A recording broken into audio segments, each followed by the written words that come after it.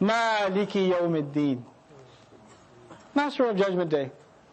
Master of the day of decision making, where precise, accurate audits and accounting will take place. Everybody will answer precisely for what they did. I own that day entirely. In other words, don't just start thinking I'm only merciful, I'm going to take your account too. The word deen, I'll work backwards, the word deen means accurate, precise loans that are owed at a particular day. It's like you owe Allah your deeds, and you owe Allah whatever you did in this world, and He owes you compensation, payment, punishment, reward, whatever He owes you. All of that will be delivered very, very precisely. And He says He owns that day, Malik. But some of you know there's a different recitation of that too. Malik, Malik and Malik. Malik means owner. Malik means king. Is there a difference between an owner and a king?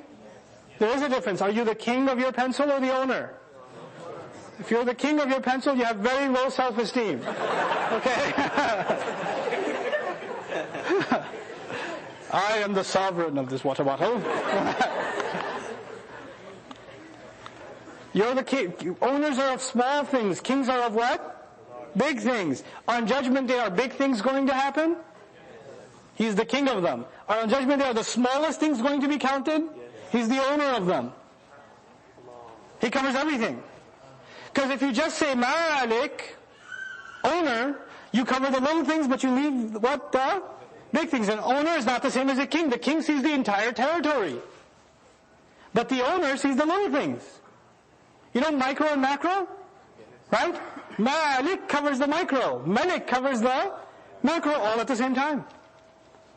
But why didn't He just say He owns and He's the king of judgment? He said He's the owner and the king of the day of judgment. Why did He add the word day? Day is a unit of what? Time. Now let me tell you. If I was walking around with a bag and somebody told you I own the bag, does that mean I also own everything inside it? If I own the bag, logically, I own everything inside the bag.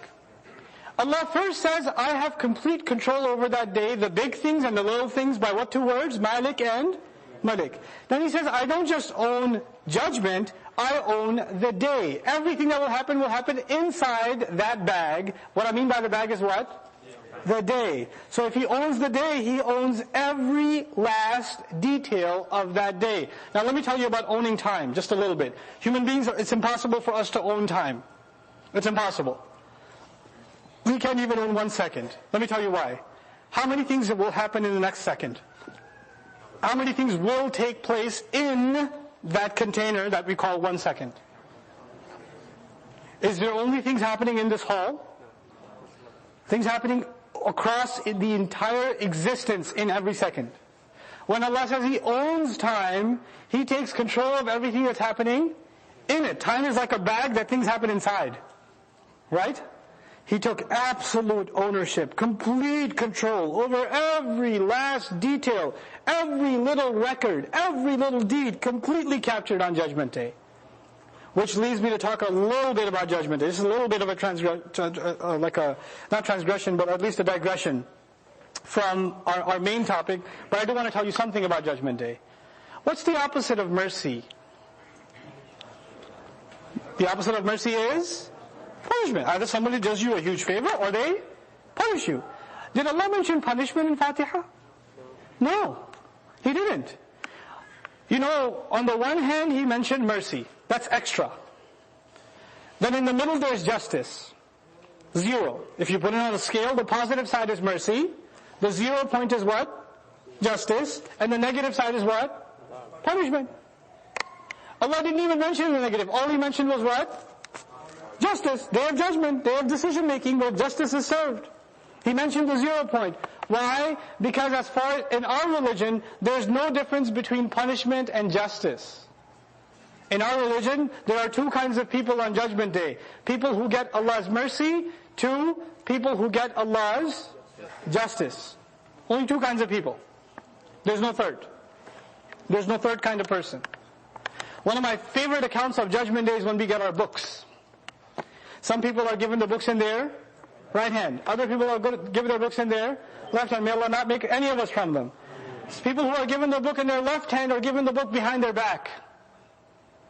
So it's bad, and then it's really bad. Because now it's bad, because you know it's in your left hand, but you don't even know how bad. Why not? Because you're like, what's in there? Dude behind you like, whoa, that was messed up. Like, what? Like, you can't even see, because it's behind your back. وَرَاءَ ظُهُورِهِمْ وَرَاءَ ظَهْرِهِ.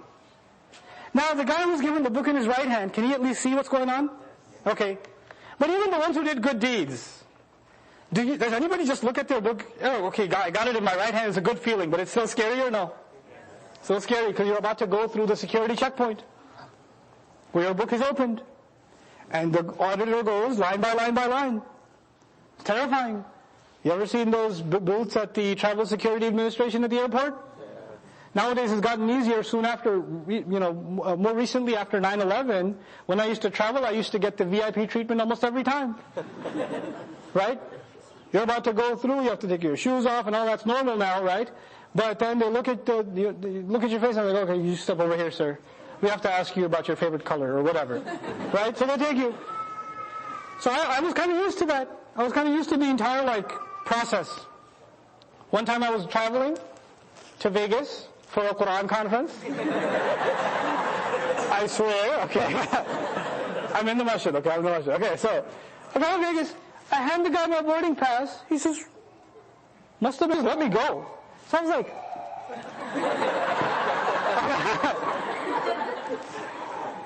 this is not normal. And the first thing that came in my head was hisaban yasira. This is an easy audit. People will bring their book.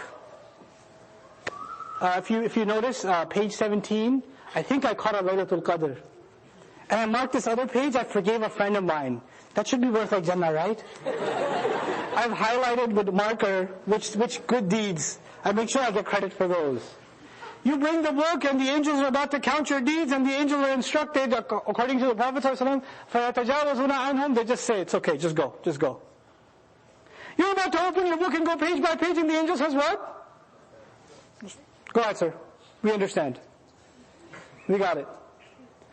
Right before the angel said, you're good to go. You're good to go. Were you nervous? But now you're on the other side. You're on the other side. The moment you get on the other side, the Quran describes, he says, hey, look guys, look what I got. So good. I knew I was going to do good. إِنِّي ظَنَنْتُ أَنِّي مُلْحَقٍ حِسَابِيَا. I so knew I was going to do well. Allah even records that in the Quran. SubhanAllah. And the Prophet warns on the other side, sallallahu alayhi wasallam, إِنَّهُ مَنْ سُئِلَ يَوْمَ الْقِيَامَةِ فَقَدْ هَلَكَ. Whoever even gets interrogated once is dead, is done.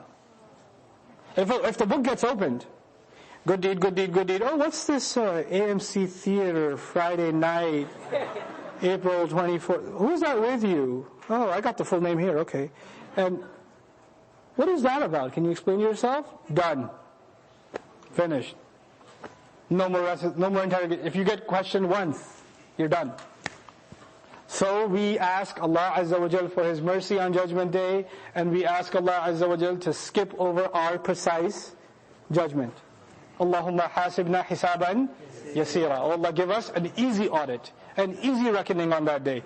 All of us, no exceptions, myself, yourself, everybody, all of us have plenty of mistakes on our record. Plenty.